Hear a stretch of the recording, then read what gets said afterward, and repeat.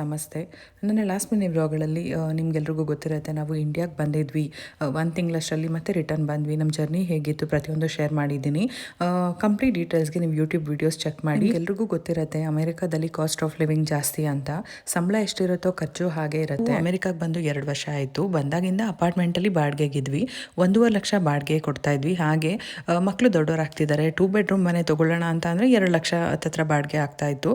ನಾವು ಯಾಕೆ ಅಷ್ಟೊಂದು ದುಡ್ಡನ್ನ ಬಾಡಿಗೆಗೆ ವೇಸ್ಟ್ ಮಾಡಬೇಕು, ಇದ್ರ ಬದಲು ಸ್ವಂತ ಮನೆ ತಗೊಂಡ್ರೆ ಇನ್ನೊಂದು ಸ್ವಲ್ಪ ದುಡ್ಡು ಸೇರಿಸಿ EMI ರೂಪದಲ್ಲಿ ಕಟ್ಕೊಂಡು ಹೋಗ್ಬೋದು ಅಂತ ಪ್ಲಾನ್ ಮಾಡಿ, ಸರಿ ನಮ್ದು ಅಂತ ಒಂದು ಸ್ವಂತ ಮನೆ ತಗೊಂಡೇ ಬಿಡೋಣ ಅಂತ ಹೇಳ್ಬಿಟ್ಟು ಹೋದ ವರ್ಷ ನವೆಂಬರ್ ಇಂದ ಕೂಡ ಹುಡುಕ್ತಾ ಇದ್ವಿ. ಮನೆ ಅಂತ ಬಂದಾಗ ಎಷ್ಟೆಲ್ಲ ಯೋಚನೆ ಮಾಡಬೇಕಾಗತ್ತೆ.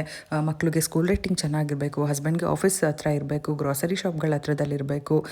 ಸೊ ಹೀಗೆ ಸುಮಾರಷ್ಟು ಇರುತ್ತೆ. ಸುಮಾರು ತಿಂಗಳುಗಳೇ ಬೇಕಾಗುತ್ತೆ ಒಂದು ಮನೆನ ಡಿಸೈಡ್ ಮಾಡಿ ತಗೊಳ್ಳೋದಕ್ಕೆ.